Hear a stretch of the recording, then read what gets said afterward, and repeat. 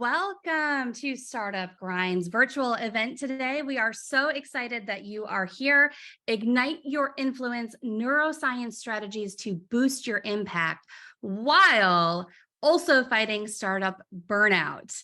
Great topics today. I'm so glad that you are here. My name is Julie Holton. I am the co-director of Startup Grind Lansing, based in Lansing, Michigan. You can see with me here our speaker today, Matthew D. Anderson. Hey, Matthew, it's so great to see you. Hey there. Hey, nice to see you too. I'm glad to be with you all today. Yes, I've been so excited for this. I know Matthew very well, you guys, so I know that we are in great hands today. And I've personally been excited for this workshop because I've had the opportunity to hear Matthew speak several times. And if there's a topic that we could all use in the startup world, it's fighting burnout and strengthening our influence, whether it's our pitches, our sales techniques, our ability to influence and motivate our teams. All of this wraps up into the world of influence and actually using science-based techniques to be able to cultivate this for ourselves. So a couple quick housekeeping notes for you. A special thank you to our Startup Grind Lansing partners and sponsors. Our sponsors include Dual Boot Partners, Washington Avenue Advisors, and Washington Avenue Ventures, founded by my co-director, Ruben Levinson. Also, our partners at M Connections Marketing Agency, at Unodus Multimedia, and at Amplify Labs AI. We are so thankful for all of our partners and sponsors who contribute to the success of being able to bring programs like this to our Startup Grind community. As I mentioned, I am the co-director of Startup Grind Lansing. I am also the founder and principal strategist of M Connections Marketing Agency. I am the co-host of the Think Tank of Three podcast, which focuses on women in business and entrepreneurship, and also host of Expert Connections, which is a YouTube show that Matthew, we're actually going to mention a little bit later, because at the end of our program, we're going to give folks some details on when they can tune into Expert Connections live to have some Q&A with you, because today we are going to be really tight on time. I'm watching the time right now. I want to give as much time as possible to our speaker. He is going to fill the hour with strategies and tips and tricks and all the things we need to know. Make sure to, if you have to jump off early, make sure to keep note of his contact info. You can also find it at startupgrind.com/Lansing, because we have not given him any time for Q&A today. We just want to soak in as much of his knowledge as we can, but then you can do Q&A directly with Matthew. He has opened that up to you. So you can find that information at startupgrind.com/Lansing. And also Matthew will be sharing that throughout the presentation. So without further ado, I want to give you a quick background, a quick introduction to our speaker. Because, you know, it's not just enough to say that he's a great friend of Startup Grind Lansing. I want to tell you why he is such an expert on the topic that he's speaking on today. Because we know influencers and deal closers, they all have one crucial thing in common with one another, really, whether they realize it or not. And that is that they know how to motivate, they know how to persuade, they know how to get people to influence people in order to get what they want. And so that is what Matthew's going to talk about today. Matthew is the CEO of an award-winning firm, a coaching firm called Leadership Coaching for Results, based in Lansing, Michigan, but he works all over the country globally too, because a shout out to our Startup Grind global members who are also with us today on this virtual event. In 2019, Matthew was named Dale Carnegie's #1 global corporate trainer in the world, their #1 trainer out of about 3,000, more than 3,000 global trainers. That's huge. And if there's one area that he really stands out, it is this area of influence and diversity, equity, inclusion, using our influence for good. And so I am so excited, Matthew, to hand the mic over to you and to really see where you're going to guide us today. Welcome. Thank you so much for being here. Hey, Julie, thank you so much. And friends, thank you for having me be with you. I'm thrilled, honored that I get to be with you. Startup Grind has been just such an incredible organization for me to be engaging with and learning from and contributing and as a part of. And so I'm honored that I have the opportunity to be with you. Really, really am. This is a topic that is so important, right? So igniting our influence is something that is really the critical piece for all of us, because you know what, when we're in this mode, I started my business during COVID, and I know burnout. I've felt it throughout the process, and this is something that we all face. We're all dealing with this. And so I'm going to show you here a slide. I'm putting this up for you right now so you can capture the slide. Just like Julie said, if you got to duck a few minutes early, I know somebody's going to have a 1 o'clock meeting that they got to jump for. And so if that's the case, I want to make sure that you don't miss anything. Go ahead and scan this right now. I'm going to give you just a moment to leave this up. Go ahead and scan with your phone. It's going to give you the slide deck. You'll be able to scroll through. There's information throughout that you're going to want to keep. And there's also going to be some information on how to engage further if you so choose to. As this is up, I'd like you to do this in your seat as you'd like. I can't see you right now. So don't worry, nobody, I'm not, just go ahead and do this for yourself. This is for you, okay? I'm gonna ask you to just stand up where you're sitting right now. Go ahead and stand up to the best of your physical ability. Just go ahead and start bouncing on the balls of your feet. And I'm just gonna do this right now for you, hoping that you're doing it too. And if you're not, that's okay. I'll just be like Richard Simmons back in the day, and I'll just start doing this. And hopefully I'm making you smile just like he was. All right, so right now what we're doing is we're moving our bodies. This is a physiological, psychological exercise that seems like absolutely nothing, and it really is, because that's all we're doing is just moving our bodies, just moving. You've been working hard all day. You've been sitting, you've been thinking, you've been doing stuff, and your brain is starting to slow down because you've been sitting, thinking hard. And so now, by doing just this, you should feel your blood is moving through your body, your heart rate is elevated, your breathing has likely changed slightly. What's also happening is oxygen is rushing through your body right now. And what's happening is your brain is saying, hang on a second, why is there so much oxygen in here? That's not how this is supposed to be. A second ago, you were just hanging out. A second ago, your body wasn't doing anything. Is there something going on that I'm not aware of? Excuse me? That's what your brain is saying right now. Your brain has actually just turned on. Anytime you want to turn your brain back on, anytime you want to make sure that you are mentally engaged, all you need to do is move your body rapidly, right? I use it a lot of times. I use an example. Pretend you're being chased by a bear and just run in place as fast as you can. If you do that for 15 seconds, your heart rate will be so high that you'll be like, what's going on? And you will have your brain fully engaged. This is also really cool for the people on your team. If you've got people on your team who are lethargic or sluggish or just not having the day that you need them to have, this is something that you can do to help them, okay? So this is a tool that we can use. This is neuroscience. We're just doing the way our bodies work. All we're doing is using what is already taking place.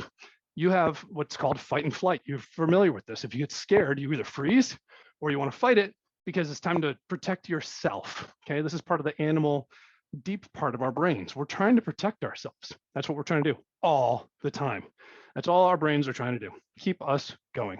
But if that's the case, and we know that it works, we can control it. Let me show you. Let's do the opposite now. Okay, as you're sitting, go ahead. If you're still standing, please go ahead and sit. You're welcome to. I'm going to stand because it keeps me more engaged. So thank you for joining me in that exercise. What I'd like you to do now is simply follow me with this. This is a breathing exercise called square breathing. We're going to breathe in for a count of 4, hold for a count of 4, out for a count of 4, hold for a count of 4. We'll repeat 4 times. This is a 1-minute exercise. Ready? Here we go. Breathe in. Hold. Out. Hold. In. Hold. Out. Hold. 2 more. In.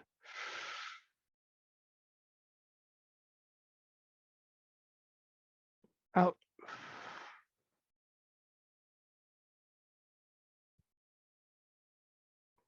Last time in.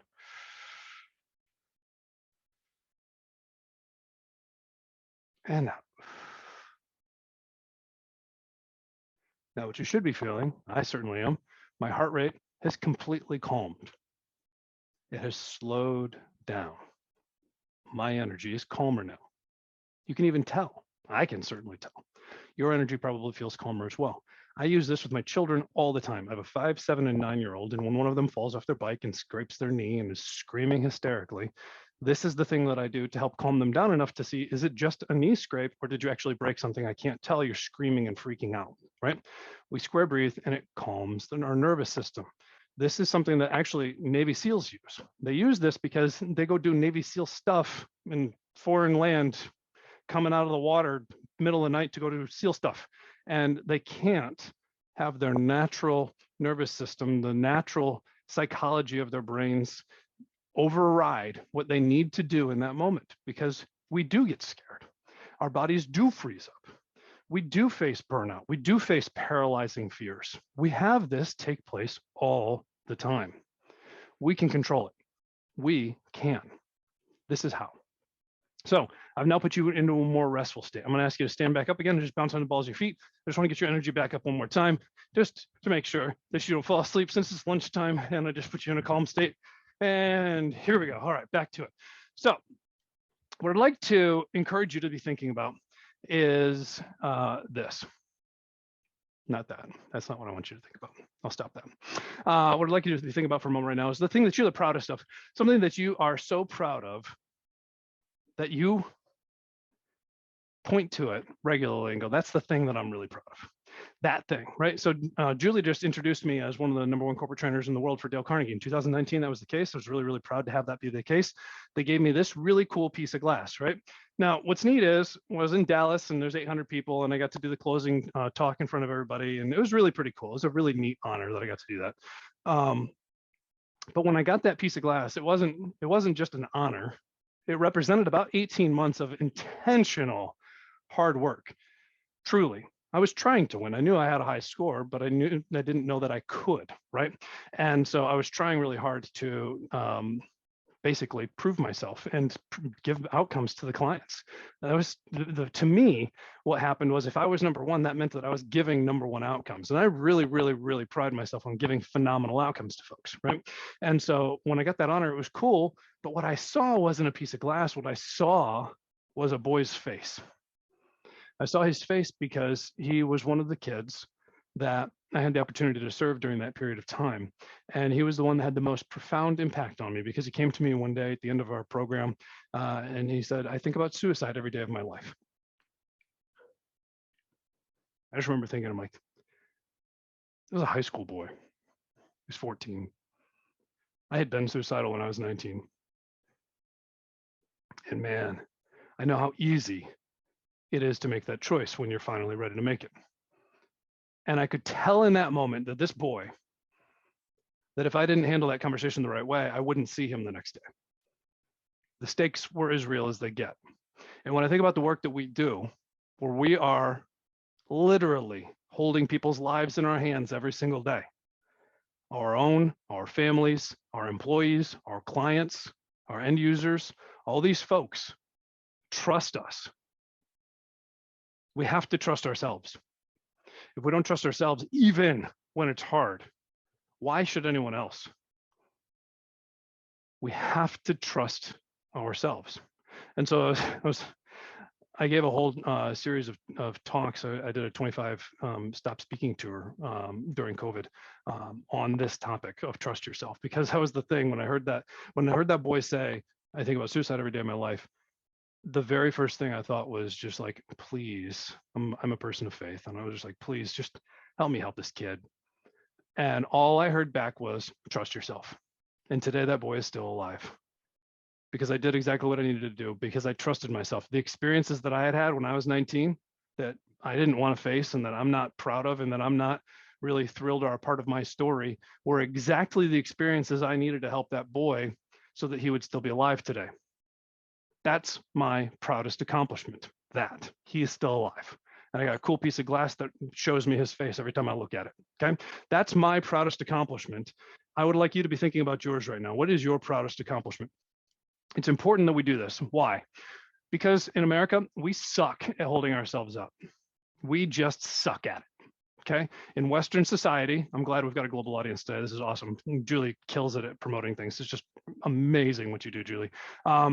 The reality is, in Western society, we're very poor at holding ourselves up because we conflate it with bragging. I want to use that word clearly. We conflate it with bragging. We are confusing pride in our work with bragging about our efforts, when the reality is we should be proud of our efforts. We should be really proud of our efforts, because our efforts are hard.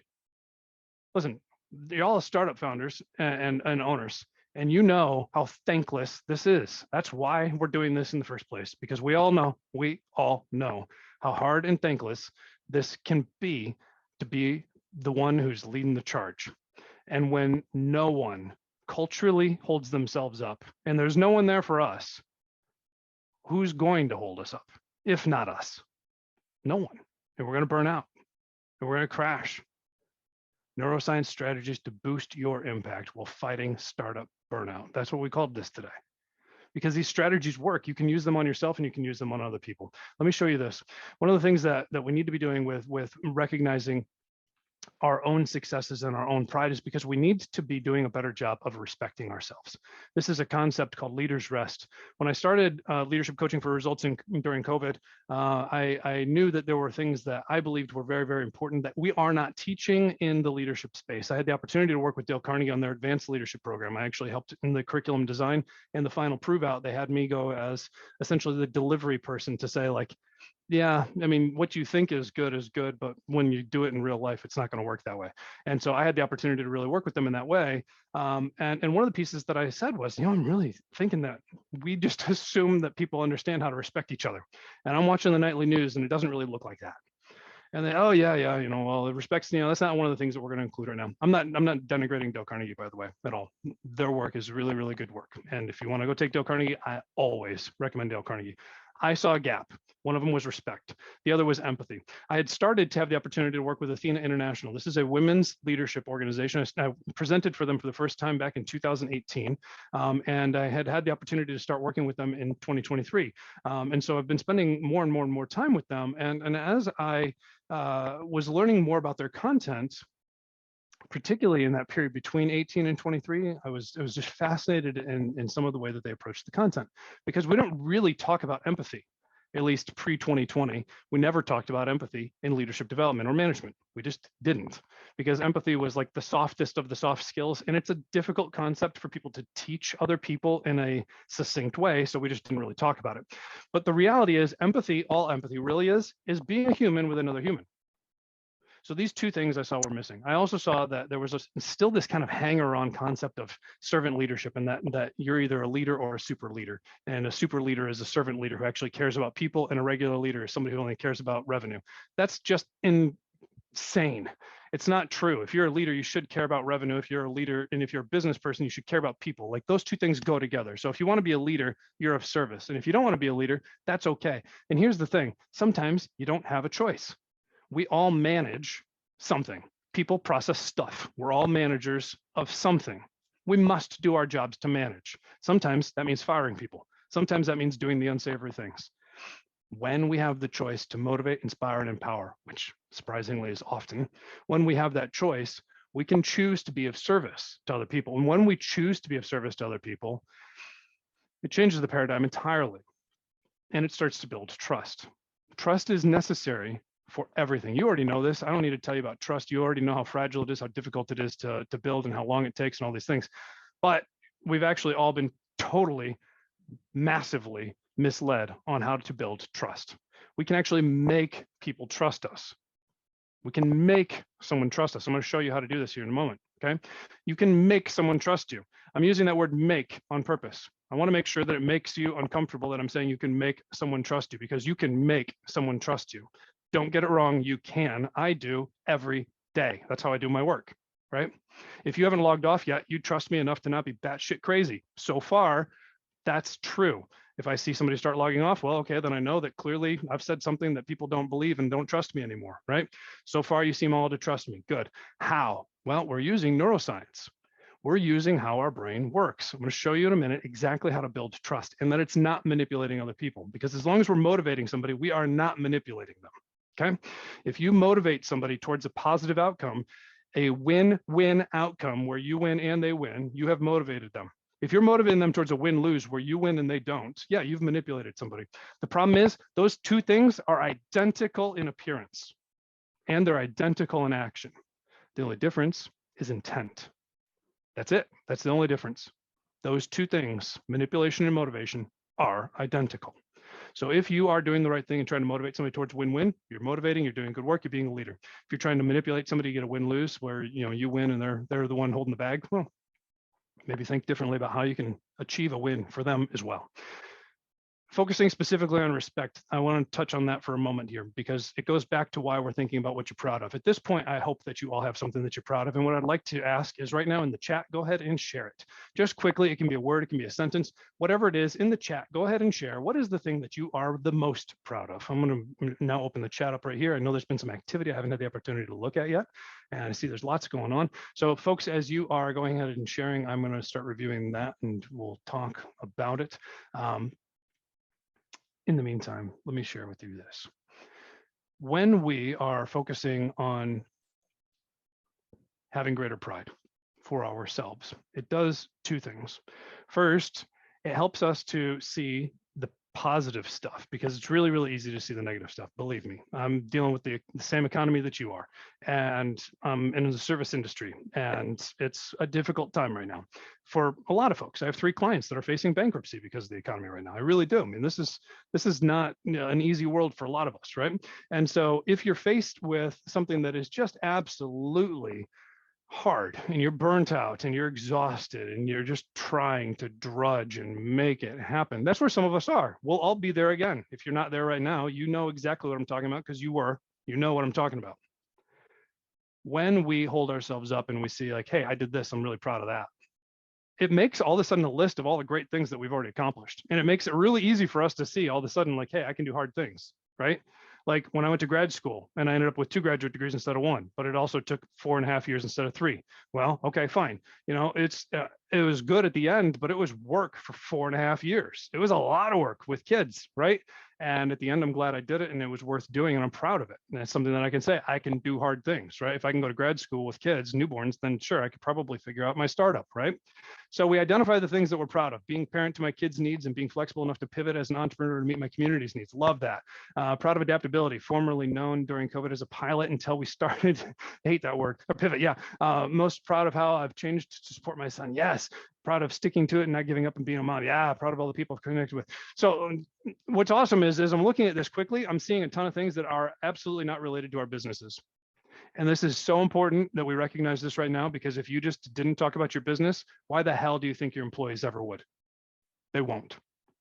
I do an exercise with people. Is how I start working with people. So I have a program called the Leadership Mastery Program. That's I do one-to-one work and I do a cohort style work. And it's actually a really, really neat program where over the course of a year, we cover a bunch of things that are hard for people to really integrate into their lives. And I do it in a way where it makes it very, very easy for people to do, because it's hard to integrate difficult things. So let's lean on things that are successful and easy, and let's lean on our own wins and our neuroscience that we know we can use. We can stack and we can make stuff really, really easy for ourselves. And so it's purposefully done in a way that it is easy. The way that we start it is like this. I ask everyone to write their own obituary, because at some point, spoiler alert, whether you believe it or not, you will die. And if you're afraid of that and you don't like it, that's the very first thing you really have to face, because if you think you're immortal, well, you're going to struggle in business, right? So it's a humanizing and it's a humbling experience to really think about the fact that I am finite, at least in this form right now, right? And that being the case, if you are, and everyone else is, it puts everything into greater context all of a sudden. Well, yeah, we're talking about our kids because that matters more. Our businesses are important. Our passions are important. Our vocations are important. The work that we do is important. I am not knocking that at all. It's also not the most important thing in the world. It's just not. You proved it just now. So if that's the case, we need to acknowledge the fact that that's true in all of our employees' lives as well. Always. Okay. So first we know that. Now we can be more respectful of the fact that I'm holding myself up and I'm seeing good things in myself. And when I'm holding myself up and seeing good things in myself, this is also mindfulness. This is gratefulness. These are all the things that you hear about people who are doing really healthy things with their lives. This is kind of that. When you do it, the other thing that takes place is it becomes really easy to see successful things that other people are doing. When other people are doing great things every day, just like you, and you recognize them for it, this is a way to build trust. You can make people trust you. Let me show you. This is a result equation. This is another piece I created for the Leadership Mastery Program. We talk about this kind of repeatedly throughout the program as a touchstone to remind us of what we're really trying to achieve. If at the end of the day, what we want is results, and we all do, we're all small business owners, all we really are trying to do is go serve the world and do good things, right? That's what we're trying to do here. And the results that we want are to be able to do the good things that we set out to do, and hopefully be able to continue to, sustain those things financially indefinitely so that we can create other good things for other people, right? Those are the results that typically, pretty universally, as a small business owner, you're looking for. Now, if you want the results, the first thing you have to have before you can have results is collaboration. We all know that it's difficult unless you're a solopreneur, and especially even as a solopreneur, it is difficult to get anything done by yourself. You need to collaborate with other people. I collaborate with Julie all the time. Julie and I are great friends, and we really work well together, and we collaborate well together because we understand that we're both good in different areas where the other focuses on things that we're passionate about, but it's not the same strength, right? And so we work well together to serve people that we both mutually care about in ways that we mutually believe are appropriate. We are collaborating, right? In order to collaborate, we have to have engagement.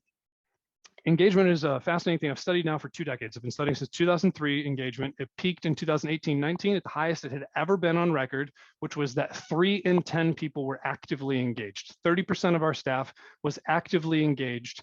Then it went from about 50% were just kind of there, and 20% were actively disengaged. And that's borderline like sabotaging things. That's what actively disengaged meant.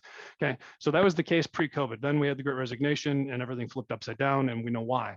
There was proven in studies pretty quickly, within about 6 months of the Great Resignation, that they had already identified the reason for it was a lack of empathy on the part of the manager.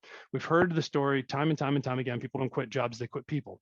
That's exactly what took place during COVID, because all of us lost our ability to be empathic. We lost it because where empathy resides in our brains is the same location that stress activates essentially electrical storm. When we're subjected to persistent stress, we lose the ability to do the thing, this higher function thing. We can't do it anymore. And then we become more base, we become more animal, we become more like the other animals that are around us, right? And that don't exhibit empathy. And when we don't do that, and we can become results oriented only, then we start treating people like cogs. And when we start treating people like cogs, they feel like cogs and they say, screw you, grass is greener somewhere else, goodbye. And that's exactly what happened. Okay. And if you left during the Great Resignation, it's probably true for your situation. And if people left you and you want to look in the mirror a little bit harder, there might be some truth to it for you as well. There's also lots of other scenarios and lots of variables. I'm not saying it's your fault. And look in the mirror, because the reality is if people are quitting you higher than you like, there's a reason. Okay. They're not engaged. Why? Because they don't trust. Why? Because there's not recognition or empathy taking place. I can tell you every single time I walk into an organization to fix culture, I had a CEO one time. She was a friend. I hadn't seen her in a couple of years. She's like, hey, can you try and fix this problem? All I know is I keep hearing people talking about finger pointing. I was like, you're not giving me a lot to work with. She goes, that's all I keep hearing, but I keep hearing it. It's sounding more and more scary because I keep hearing it too much. And I said, all right. So I went and interviewed a bunch of people, and I went and I was able to identify 5 separate problems, right? Every single time engagement is an issue, I can always identify immediately that it's a trust issue. And the reason why it's a trust issue is because either we're not recognizing folks for their efforts. Notice I said effort, not accomplishment. We're not recognizing folks for their effort, or we're not demonstrating empathy. We're not being human with a human. We're being managers. We're keeping our titles on instead of recognizing that these are people around us. And when we treat them like people, they'll act like people back. That's why when I said respect earlier is so important. If you give respect, people will give it back. Surprisingly enough, I didn't know that when I first started my first job. I was at the Capitol Grill in Minneapolis. I was 24 years old. It was the ranked number 45 out of 45 in the country, bottom ranked bar. I was able to get it to number 1 within a year. The way to do that was focusing solely on results, which meant that I needed to focus not on the people, at least in my mind, and it pissed a lot of people off. But I got the results I was looking for, and that isn't helpful because I wasn't respecting anybody. All I was doing was pushing for results. I got them, but I broke a lot of things. I expected respect because I was 24 and all these people had been in the business for 24 years or longer. And I must be hot stuff. You should listen to me because I'm your new boss. That was my attitude. And I absolutely caused problems for myself because of it. If you've ever felt like that, you need to give respect instead of demand it. Okay. When you give respect, it will be reciprocated. When you give empathy, it will be reciprocated. When you give recognition, people are going to start to trust you and people are going to be engaged, and then they're going to want to collaborate, and then you're going to get results. If we don't do this, it will not work. This process is the process our brain follows. If you want results, follow this. You will get them because this is how people behave, whether we like it or not. This is just how we all behave. I showed you square breathing. This is a way that you can control yourself. This is the neuroscience of trust. This is why it's important compared to people with low trust. And I'm going to read this for everybody. Normally, I know the protocols don't read slides, but I also know that, some of us are driving and doing other things. And I also don't want to make assumptions that anybody is going to have the ability to read this or want to in the moment. So I'm going to make the points that I need to make and I'll read it for you. Compared with people at low trust companies, people at high trust companies report 74% less stress. I want that. 106% more energy. I want that too. 50% higher productivity. Yes. 13% fewer sick days. Good. 76% more engagement. Bingo. 29% more satisfaction with their lives. That sounds important. And 40% less burnout. Before burnout was really a word that we understood back in 2017, Harvard Business Review said this. These numbers can only be higher.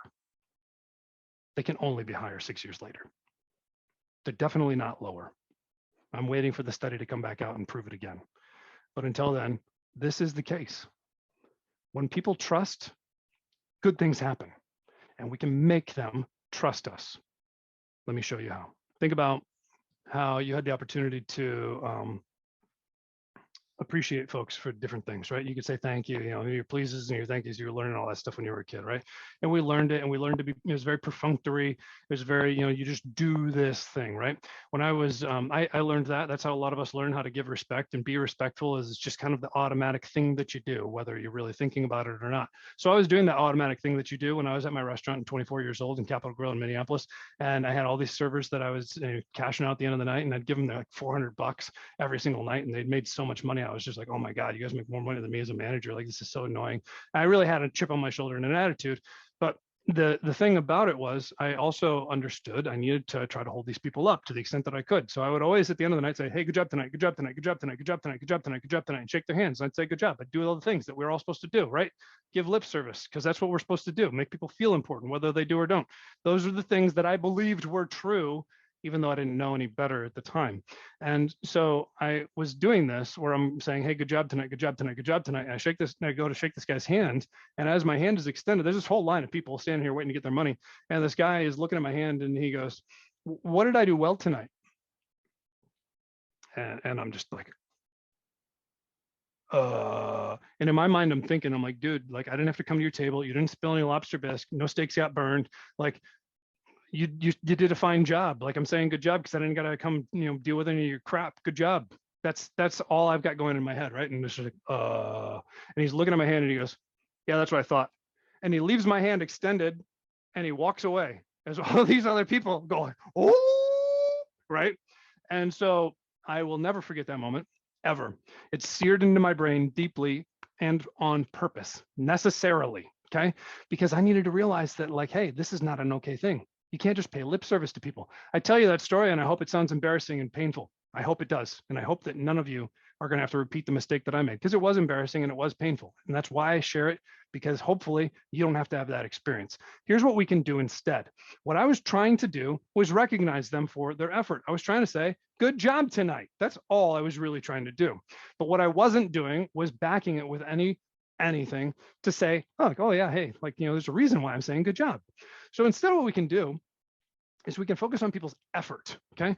So sometimes our completions are so long, like our cycles are so massive, that it's not really fair or equitable or reasonable to expect a pat on the back every single day. But you do stuff that's worth a pat on the back every single day. Every day, you do something that is worth a pat on the back, or that you kind of think is worth a pat on the back. And if somebody knew what the hell I was actually doing, they'd be pretty impressed with what I just did. That was pretty cool. I know I do that every single day, and I know you do too. And you know what? I know your employees do that every single day too. All of us do something worth being proud of every single day. That's why we started by thinking about the thing that we're most proud of. Doing something we're proud of every single day is not going to be the big accomplishment that deserves the pat on the back as we're used to. So we're gonna go, why am I doing this so much? Why am I just spoon feeding you love? Because why wouldn't you spoon feed somebody love? Give them love. Why not? Do it for you. It's gonna feel good. You like complaining all the time? I don't. Let's do love instead. It's not that hard. We recognize effort. I think about my dad. He's essentially the CIO for the Department of Corrections for the state of Michigan. That's not what they call their titles in the state, but that's basically what he is. He's the CIO. And so he's been with them for almost 35 years now. He's been doing big projects. When he started working for the state, he was one of 4 people in the country who could do prison population projections. This is like heavy statistics that wasn't really a thing 30 years ago, and that he was one of the only people in the country who could do it. And so, really bright guy, and had the opportunity to do some neat stuff. One of the things that he gets to do is this big 3-year planning cycle for a 10-year implementation. And it's a 3-year cycle and a 10-year implementation and a 3-year cycle and a 10-year implementation. And that's how it goes. So he's completing his 3rd cycle of seeing this. And so if you imagine getting a pat on the back every 13 years in your career, it's pretty desolate. It's a little even worse than being a startup founder, I would say, because you're only getting a pat on the back every 13 years. At least we get to go make situations where we can get ourselves patted on the back, right? And so when you think about that sometimes people just aren't getting the love that they deserve. Man, let's give it to them instead. Let's focus on effort. I had a guy I was coaching, it's about a year ago. I've been working with him for a year and a half now. He spent 2 years working on this project that he was essentially bidding on. He was the secondary bid for this US government contract. They had put like $1 million into it. The primary bidder had put like $8 million into it. It was this big build out just for the bid, right? Primary bidder didn't end up winning it, so therefore he automatically lost it, right?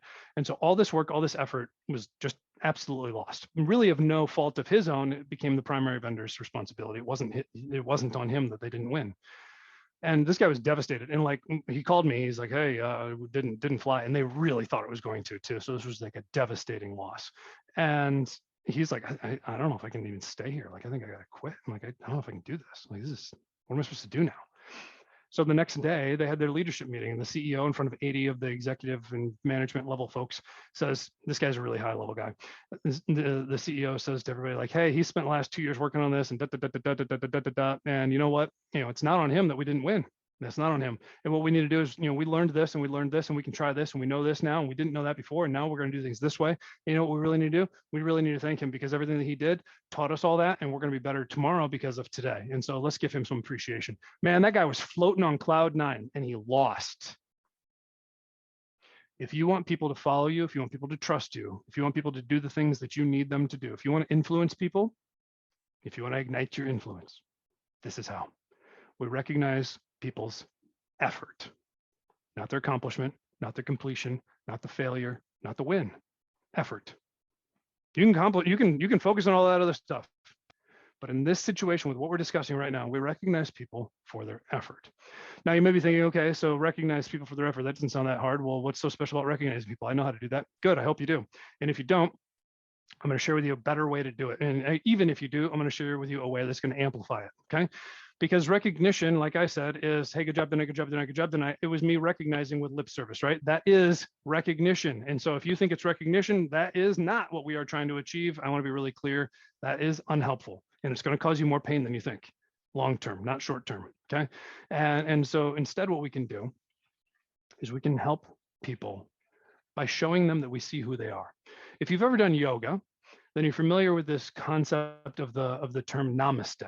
Okay, so in yoga, I was fortunate when I lived in Minneapolis, I got to take private yoga lessons for 6 months. It was really, really fun and get to do all sorts of cool things. And I learned that the way that I was told namaste and what it means, it has different definitions, but it typically all means basically the same thing. And the definition I like the best is, the God in me sees the God in you.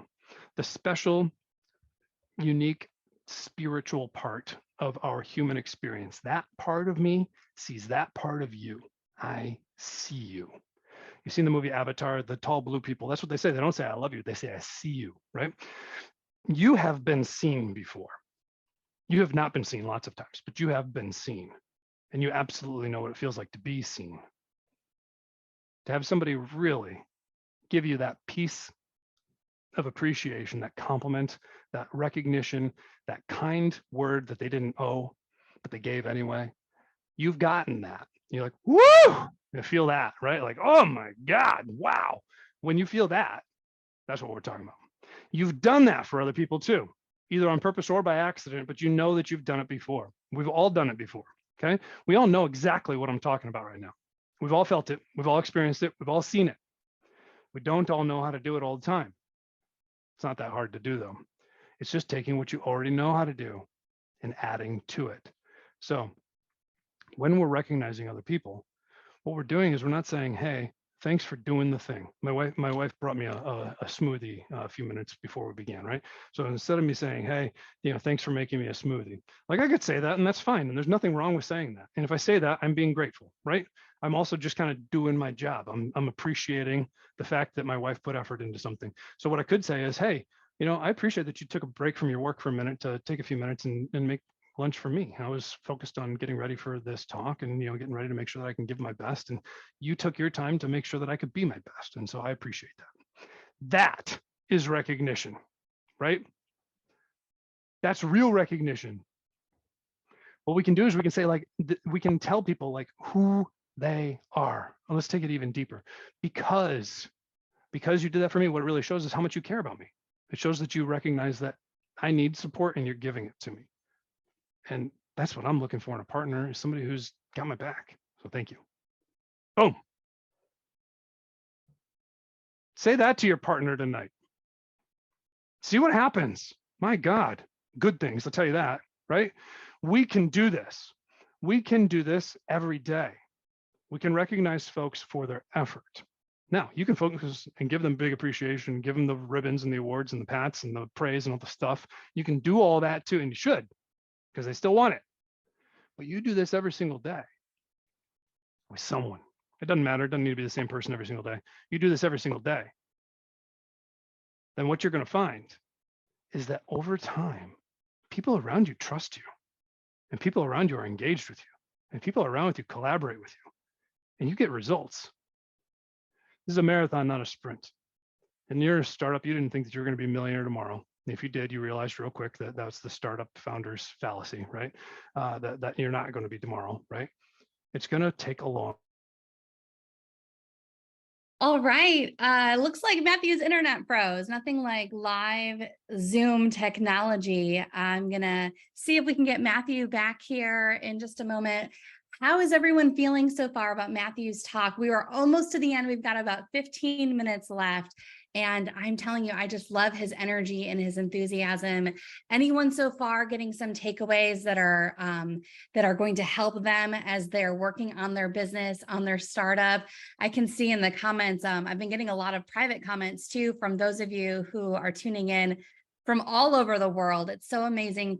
I love when our global community can come together to help each other. So hello to everyone tuning in, and thanks for people sending LinkedIn connections. While we're waiting for Matthew to come back, perhaps take a moment for those that were sharing their LinkedIn links or their website links to share yours and to connect with other entrepreneurs.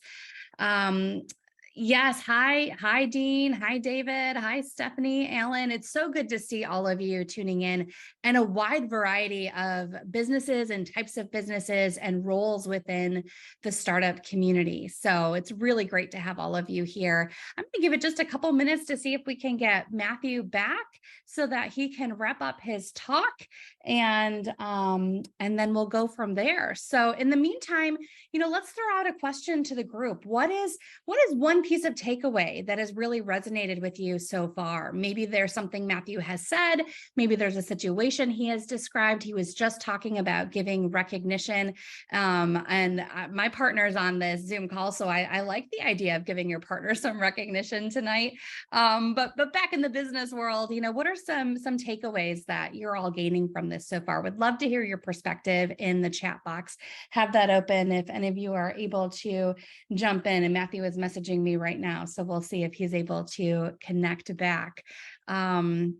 I know one piece of takeaway that I, really hear from this is so often as founders of startups, we are really focused on that overwhelming task list and all the things we have to do. And sometimes I know, even as a person with a lot of empathy myself, I can really get into that kind of boss mode and just have that tunnel vision of focusing on the tasks. So I appreciate hearing from Matthew talking about giving recognition and actually recognizing people for the humans they are and not just the tasks that they're performing.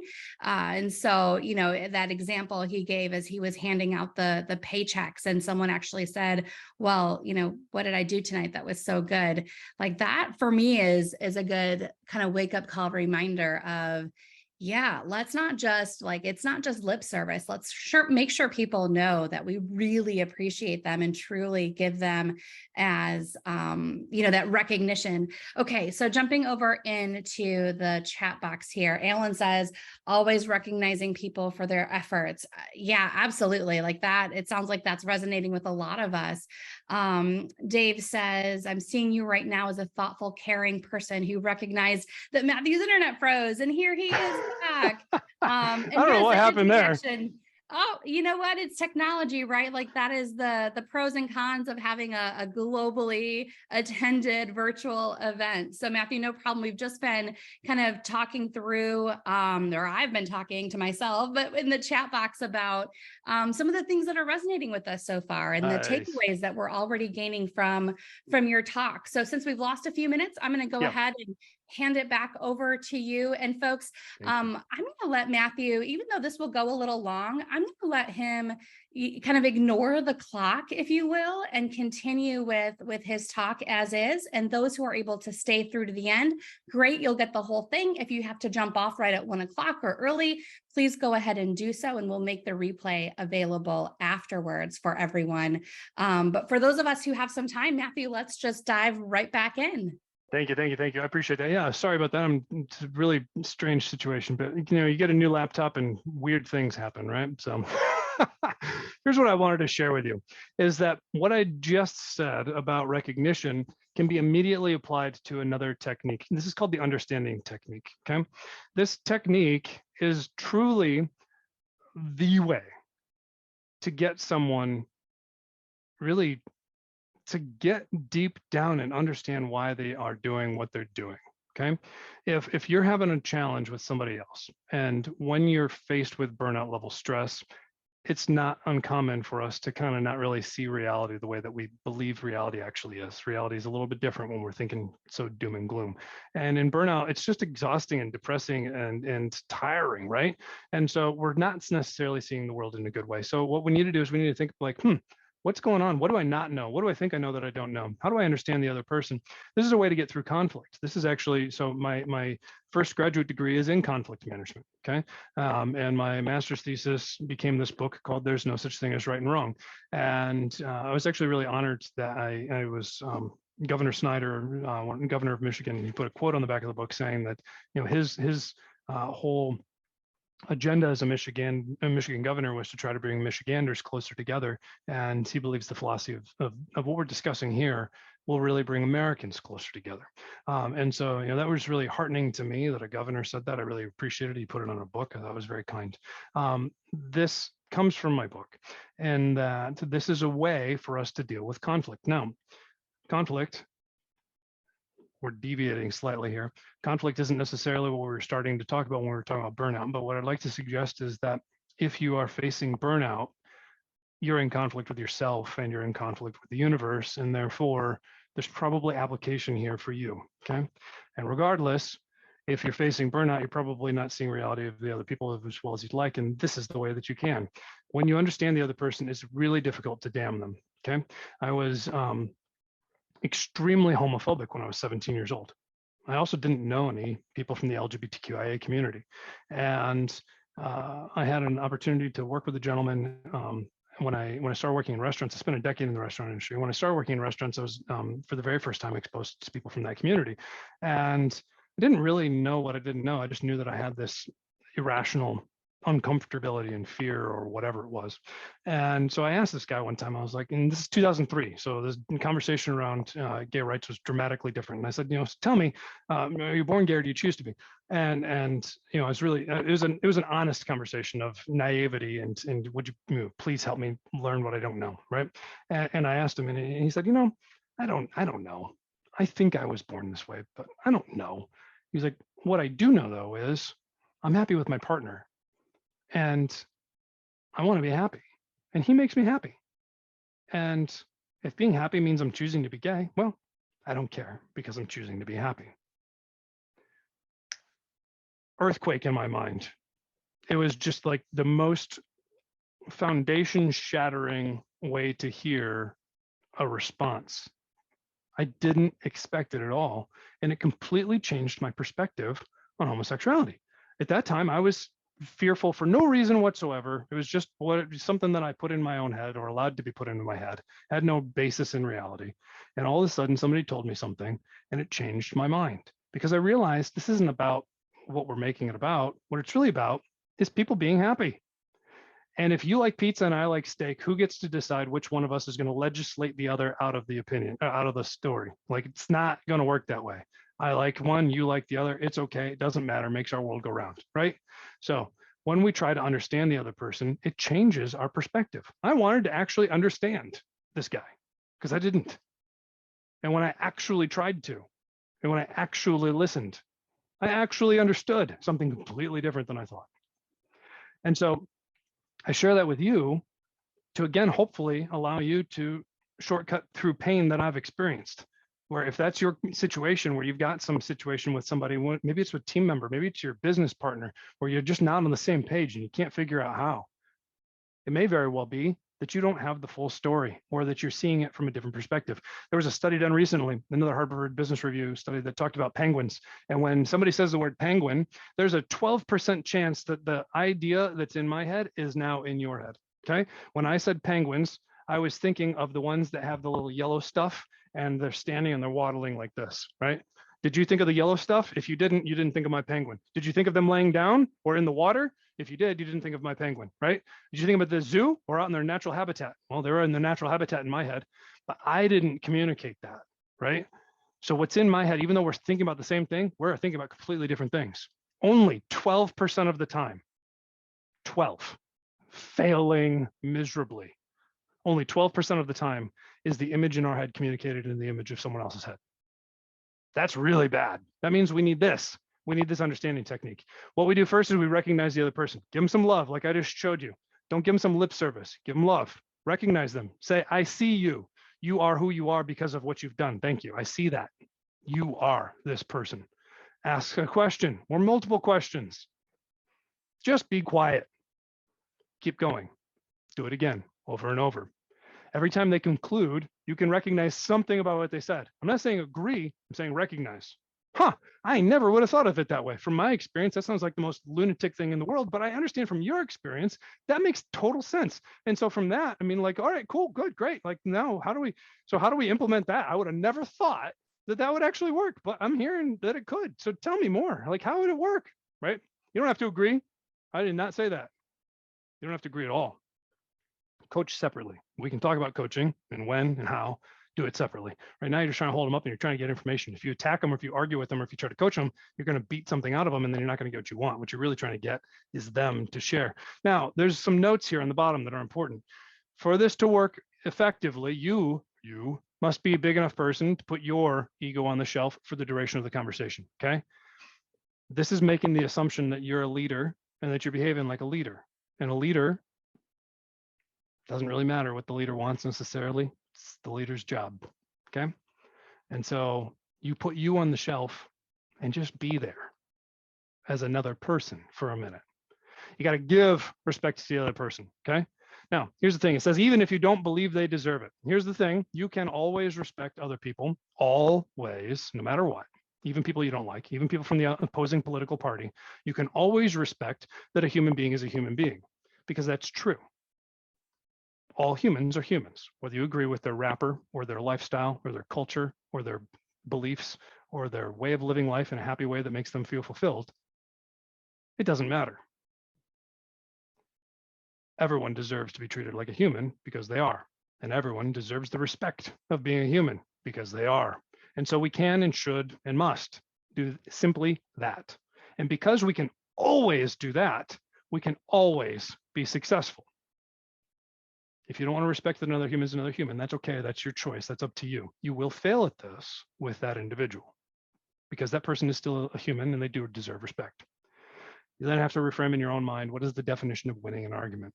Here, winning is collaboration. You're trying to get something done together with another person. You're trying to understand why they think the way they do or behave the way they do. To understand that so that you can work together. Because once you understand them, they're going to trust you and you're going to trust them. And you're going to choose to engage with one another because there's trust.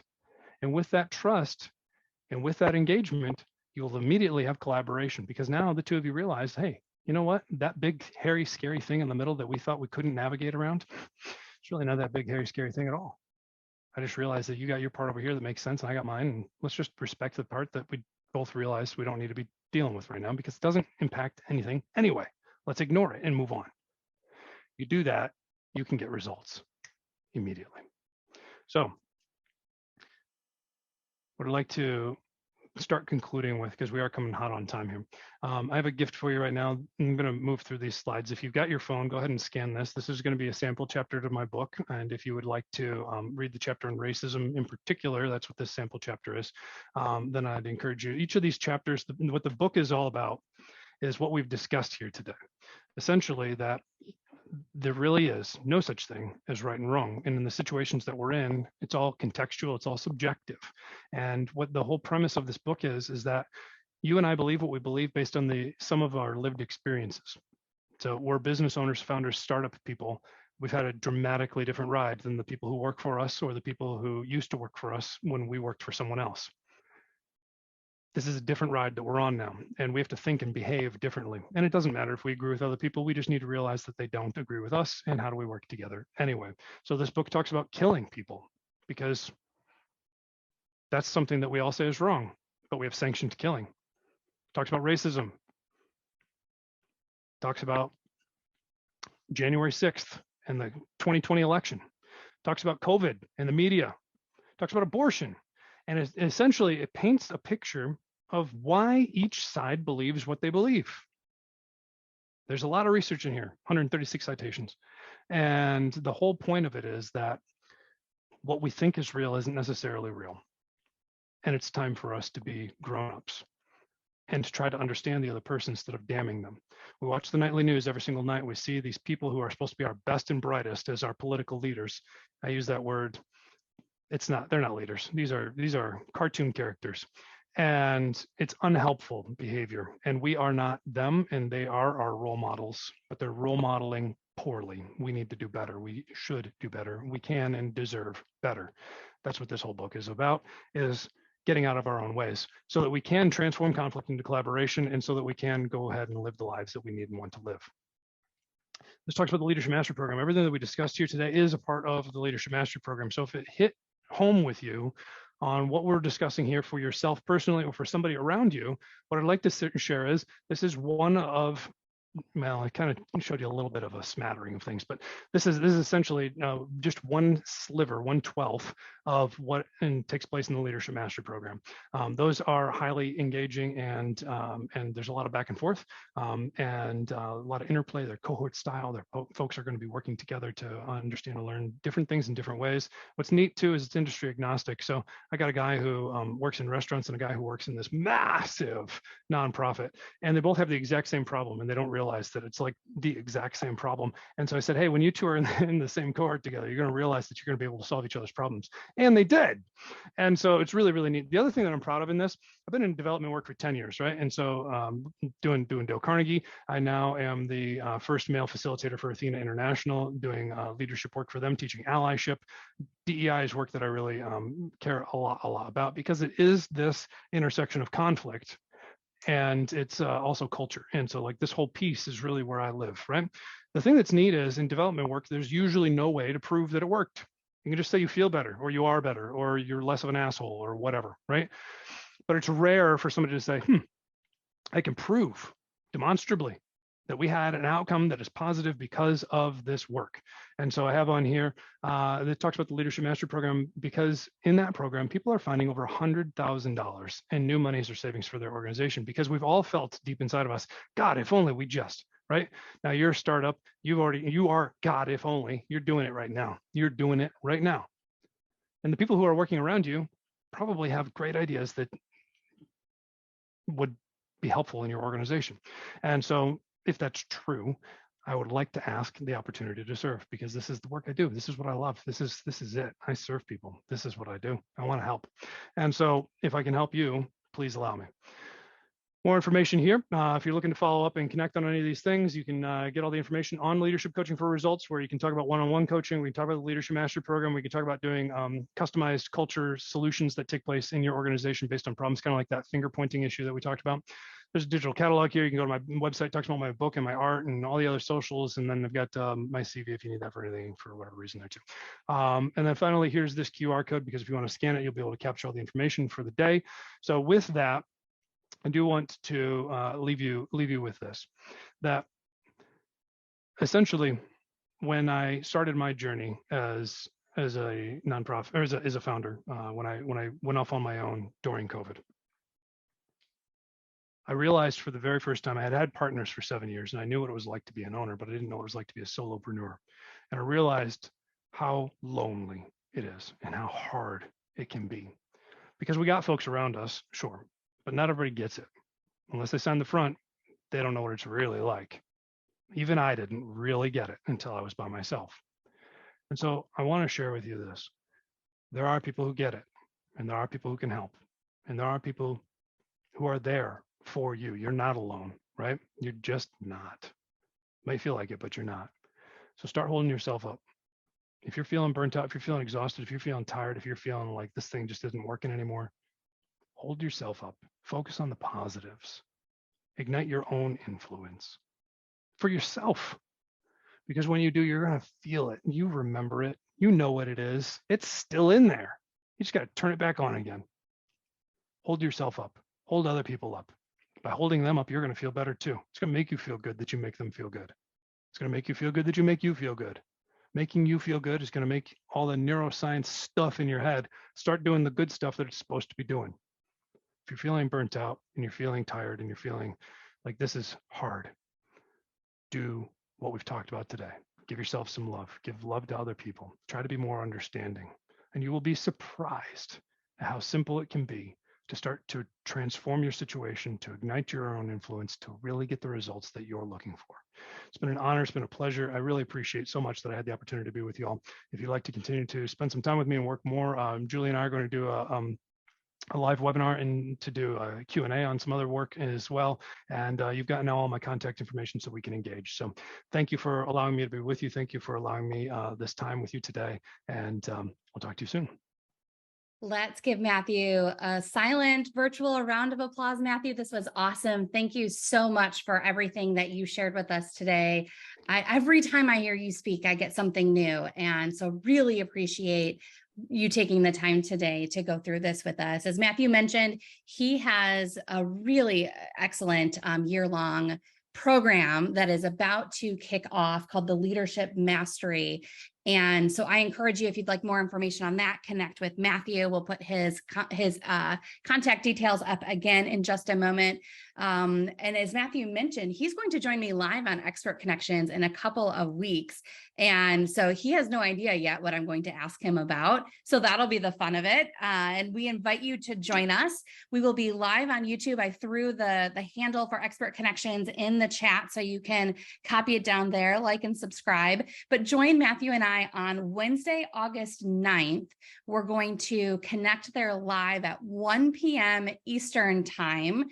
And if you're not, I don't know where you are tuning in the world. So if that's not a good time for you, then you can join us later or connect with Matthew directly. He is always open for a conversation and to connect with folks. So Matthew, thanks again for joining us. Another shout out to our sponsors and our partners. Dual Boot Partners is an amazing partner of ours. We're so thankful for all of their support, along with Washington Avenue Advisors and Washington Avenue Ventures.